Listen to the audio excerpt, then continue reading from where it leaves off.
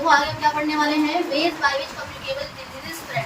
ठीक है, हमने वो पढ़ लिया वायरस कौन कौन सी डिजीज कॉज करता है, उनकी लिस्ट देख लिए। अब हम पढ़ने वाले हैं कि जो कम्युनिकेबल डिजीज में आपको जो 3 तरह के बताया था ना, जो हम खाना खाते हैं, जिस हवा में हम सांस ले रहे हैं और जो पानी हम पी रहे हैं, उनकी पढ़ने वाले हैं, उससे भी कैसे फैलता है, थोड़ी डिटेलिंग पढ़ेंगे इसके टॉपिक। ठीक है, तो पहला क्या है, veg by which communicable disease, वो तरीके जिसके द्वारा क्या फैलता है, कम्युनिकेबल डिजीज स्प्रेड कर जाती है। स्प्रेड मतलब क्या होता है, फैलना। ठीक है, पहला तरीका क्या था, एयर वी ब्रीथ, वो हवा जो हम क्या करते हैं, सांस लेते हैं, उससे कौन कौन सी डिजीज फैलती है, कॉमन कोल्ड, टीबी मतलब ट्यूबरक्लोसिस और निमोनिया। ये 3 डिजीज जो किससे फैलती है, बाय एयर फैलती है। किससे फैलती है, अगर आपको कोई बोले give example of the diseases which spread by the air which we inhale, तो कौन कौन से डिजीज बेटा, कॉमन कोल्ड, टीबी और निमोनिया। ये 3 डिजीज वो है जो किसके थ्रू फैलती हैं, जो भी एयर हम क्या करते हैं, ब्रीथ करते हैं।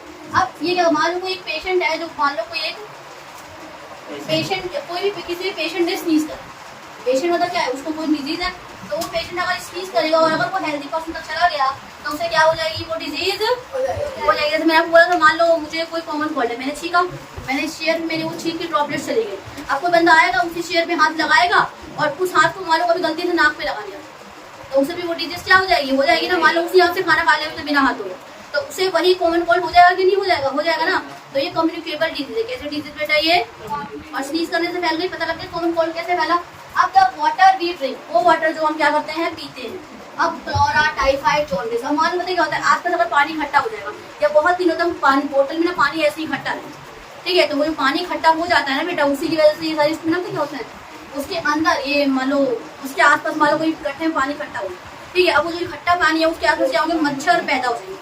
अब वो जो मच्छर पैदा होंगे वो तुम्हें काटेंगे, तो उससे तुम्हें कोई ना कोई क्या हो जाएगी, डिजीज होगी। तो कौन सी डिजीज जो पानी से होती है, गंदे पानी से, क्लोरा, टाइफाइड और जॉन्डिस। इसीलिए हमें पीने वाला पानी पहले क्या कर लेना चाहिए, गर्म। देखो आजकल तो यहाँ पे आरओ सिस्टम में तुम्हारी इतनी दिक्कत नहीं होती, लेकिन गाँव वगैरह में हम क्या करते हैं, कभी कुएं का पानी पी रहे होते हैं, पीते हैं ना, तो कुएं को पानी को पीने से पहले हमें क्या कर लेना चाहिए, गर्म कर लेना चाहिए, समझ गए। तभी हम उस पानी को क्या करना चाहिए, पहले के जो नल कुएं वगैरह होते थे ना, उसमें प्योरिटी रहती थी, पर आजकल की कुओं में प्योरिटी नहीं कह सकते कि रहती है। इसलिए उस पानी में क्या कर लेना चाहिए, पहले थोड़ा सा मतलब उबाल लेना चाहिए, उसके उसको पीना चाहिए।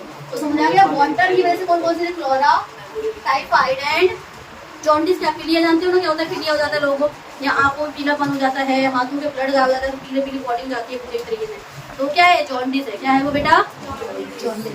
आप चलो फूड में जो भी हम खाना खाते हैं वो किसकी वजह से होता है, प्रोटोजोआ कर सकता है कॉज, बैक्टीरिया कर सकता है, स्पोर और फंगी।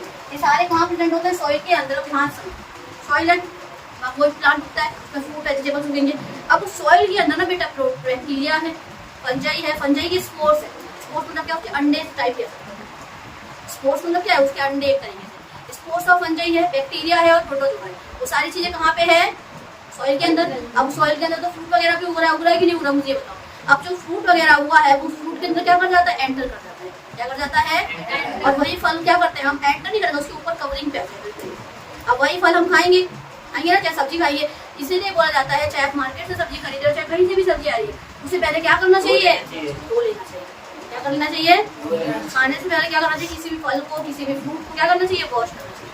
वही बताइए, ध्यान से देखो, protozoa, bacteria and spore of fungi are present in the soil, from there they enter into our food, therefore we should wash. ध्यान से, देयरफॉर इसीलिए we should wash fruits and vegetables before eating. इसीलिए मुझे क्या करना चाहिए, खाने से पहले धो लेना चाहिए। अगला देखो, थ्रू इंसेक्ट एंड एनिमल। ये चौथा पॉइंट और एक्स्ट्रा पॉइंट मैंने बताया था। कुछ वेक्टर होते हैं, वेक्टर क्या होता है, जो पैथोजेंस को एक जगह से दूसरी जगह लेके जाते हैं, सारे क्या है बेटा, पैथोजेंस। तो वही समझना, पैथोजेंस कौन कौन से होते हैं, फ्लाइज और मॉस्किटो क्या है तुम्हारे पैथोजेंस। कौन है, फ्लाइज मतलब मक्खियाँ, और मॉस्किटो मतलब जो मच्छर वगैरह होते हैं, दोनों मेरे क्या है, वेक्टर है। ये डिजीज को एक जगह से दूसरी जगह लेके जाएंगे। इंसेक्ट में तुम्हारी हो जाएगी हाउसफ्लाई। हाउसफ्लाई कौन सी डिजीज कॉज करती है, मक्खी कौन सी डिजीज कॉज करती है, क्लोरा, टाइफाइड, टीबी और टाइफाइड। ये सारे डिजीज कौन कॉज करती है, मक्खियाँ करती है। ठीक है, इसी वजह में क्या करना चाहिए, खाने को अनकवर कभी भी नहीं करना चाहिए। खाने को ढक के रखेंगे तभी तो मच्छर नहीं, मक्खी नहीं बैठ पाएगी उसमें। तो इससे बचाने का तरीका क्या है, हमें खाने को कैसे रखना चाहिए, ढक कर रखना चाहिए, और कभी भी बिना ढका खाना नहीं खाना चाहिए। मॉस्किटो कौन सा, एक फीमेल मॉस्किटो है, इसका नाम है एनोफिलस। क्या नाम है, क्या करता है बेटा, मलेरिया कॉज करता है। क्या कॉज करता है, मलेरिया। अगर किसी को मलेरिया वाला बुखार हुआ है तो उसको ना ठंड लग के बुखार आता है, कैसे बुखार आता है बेटा उसे? पहले उसे ठंड लगेगी और फिर उसको बुखार आएगा। तो ऐसे सिम्टम को कहते हैं मलेरिया वाला बुखार। इसमें क्या होता है, मान लो कोई मच्छर एनोफिलस मॉस्किटो जो फीमेल है, उसने आपको काटा तो आपके ब्लड के अंदर ना वो एक प्रोटोजुआ डाल देती है। उस प्रोटोजुआ का नाम क्या है? प्लाज्मोडियम। क्या नाम है उस प्रोटोजुआ का? मान लो कोई एनोफिलस मॉस्किटो तुम्हारे ऊपर आकर बैठी, उसने तुम्हारा ब्लड सक किया, लेकिन जब ब्लड सक कर होगी ना, उसी दौरान वो तुम्हारे ब्लड के अंदर एक प्लाज्मोडियम डाल देती है। उस प्लाज्मोडियम का नाम मतलब प्रोटोजुआ का नाम क्या है? प्लाज्मोडियम। मैंने बताया था ना कि मलेरिया कौन कॉज करता है? प्लाज्मोडियम प्रोटोजुआ करता है। तो वो जो प्रोटोजुआ है प्लाज्मोडियम, उसने हमारे अंदर क्या किया? डाल दिया। तो अब मुझे क्या हो जाएगा उसकी वजह से? Malaria. Anopheles mosquito causes malaria while sucking blood को चूसते वक्त हमें क्या ट्रांसमिट कर देती है? क्या दे देती है? एक प्लाज्मोडियम डाल देती है कहाँ पे? हमारे ब्लड के अंदर। और ये जो प्लाज्मोडियम बेटा क्या है? ये एक तरीके का प्रोटोजोआ। प्रोटोजोआ मतलब एक और प्रोटोजोआ मतलब बहुत सारे। ठीक है।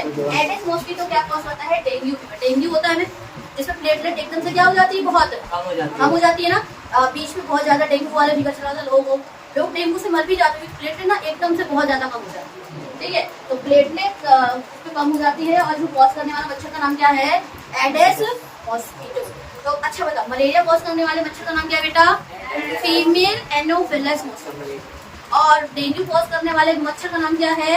Aedes mosquito. आपको ये नाम याद रखने पड़ेंगे क्योंकि ये very very very very important. ठीक है, चलो उधर। अब यहाँ मैंने हैशटैग डाल कुछ इंपॉर्टेंट बात लिखी है। हम इससे बचेंगे कैसे? By keeping surrounding clean and dry. ये पानी इकट्ठा नहीं होने देना ना, तो क्लीन एंड ड्राई। अपने सराउंडिंग को साफ सुथरा और सूखा रख के हम मच्छर को ब्रीड करने से, ब्रीड मतलब क्या होता है? पैदा होने से। ब्रीड करने का मतलब क्या है? पैदा होने से रोका जा सकता है। इतनी बातें समझ गए कि मच्छर को अगर उगने से मतलब प्रोड्यूस होने से रोकना है, बर्थ करने से रोकना है, तो हमें आसपास का माहौल कैसे रखना पड़ेगा बेटा? साफ सुथरा और सूखा रखना पड़ेगा, ड्राई। क्योंकि अगर पानी इकट्ठा होगा तो मच्छर अपने आप पैदा हो जाएंगे। क्या हो जाएंगे? एक आएगा दो आएगा, उससे बोलो वहीं पे ना एक डेढ़ा जमा लेंगे और कैसे हो जाएंगे? बहुत सारे। चलो अब ना ये कुछ तरीके हैं जिससे ना हम फैलने से, माइक्रोबियल डिजीज को फैलने से रोक सकते हैं। वो कौन कौन से तरीके हैं? फल और सब्जियों को धोकर खाना चाहिए। ठीक है। दूसरा क्या है? वाटर को बॉइल कर देना चाहिए पीने से पहले, मैंने आपको बता दिया। अगला तरीका क्या है? कीप द पेशेंट, जिसको भी कोई दिक्कत हो रही है उस पेशेंट को कंप्लीट आइसोलेशन में रखना है। कंप्लीट आइसोलेशन कहने का क्या मतलब है बेटा? उसको बिल्कुल अकेला रखना है। मैंने बताया था ना, उसको एक अलग सा रूम प्रोवाइड किया जाएगा। उसके नहाने का, उसके नहाने के टावल वगैरह सब क्या की जाएगी? बिल्कुल सेपरेट रखी जाएगी।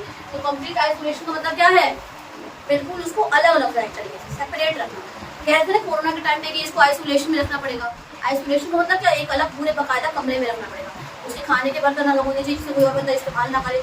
उसके पहनने वाले कपड़े अच्छे से धुलने चाहिए, गर्म पानी से धुलने चाहिए, क्योंकि गर्म पानी से बैक्टीरिया वगैरह तो होता भी ना, तो क्या कर जाता है? उसके जो भी पर्सनल सामान है, एक तो personal belongings of patient our from the, मान लो किसी पेशेंट ने कोई कपड़ा पहना तो उसको हेल्दी पेशेंट से पर्सन से क्या होना चाहिए? अलग रखना चाहिए। मान लो कोई पेशेंट है, उसके जो पर्सनल बिलोंगिंग्स है, पर्सनल बिलोंगिंग उसके खुद के सामान, उसका कपड़ा हो गया, उसके यूज की हुई चीजें हो गई, उसका यूज किया हुआ यूटेंसिल्स हो गए, बर्तन हो गए, उसको एक हेल्दी पर्सन से कैसे रखना चाहिए? दूर रखना चाहिए। ठीक है। पर्सनल बिलोंग मतलब उसको खुद का। अगला क्या है? Maintain personal hygiene. अपना हमें खुद का पर्सनल हाइजीन कैसे करके रखना चाहिए? मेंटेन। खाना खाने से पहले हाथ धोना चाहिए। ठीक है। कभी आंखों का पसीना हो तो आंखों पे कभी गंदे हाथ से टच नहीं करना चाहिए। पहले क्या करना चाहिए? आंखों को अच्छे से ठंडे पानी से वॉश करना चाहिए। ठीक है। तुम कुछ और काम करेगा तो भी अपने हाथ पैरों को बाहर से आया हो तो हाथ पैर को अच्छे से धोना चाहिए, तभी घर के अंदर एंटर करना चाहिए। बिस्तर अगर गंदा दिख रहा तो बिस्तर को पहले झाड़ो, फिर जाके उस पर क्या करना चाहिए? बैठना चाहिए। बात समझ आ गई? ये सारी पर्सनल हाइजीन बात है। ठीक है। वॉशरूम के बाद हमेशा अपने जेनिटल्स को वॉश करना चाहिए। बहुत सारी ऐसी जो पर्सनल हाइजीन के अंदर आती है। खुद से खुद का ध्यान रखने में जो चीजें आती हैं उसे क्या बोलते हैं? Personal hygiene. ठीक है। ये तो आप ही जानते हैं, कोई और तो आएगा नहीं। Vaccination of time, vaccination time पे लेना चाहिए। कोरोना वायरस जैसे मान लो बचपन में 3 महीने में टीका लगता है, फिर एक 6 महीने पे लगता है, फिर एक साल पे लगता है, 12 महीने पे लगता है।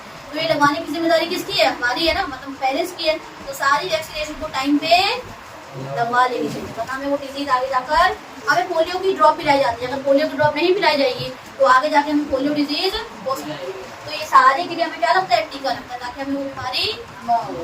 अगला देखो, डू नॉट ईट स्टेन, बासी खाना नहीं, बासी खाना या मतलब अनकवर्ड फूड, स्टेन मतलब बासी होता है, बासी खाना नहीं खाना चाहिए। Do not allow water to collect in surrounding, पानी को सराउंडिंग मतलब आस पास इकट्ठा होने नहीं देना चाहिए। तो सारे प्रिवेंटिव मेजर समझ आ गए कि कैसे हम माइक्रोबियल डिजीज से बचेंगे। तो यहीं पे ना हमारा माइक्रोवेव जो हार्मफुल वाला कंप्लीट हो गया। हमें कुछ टेबल्स देखनी है कि प्लांट डिजीज के बारे में, ठीक है।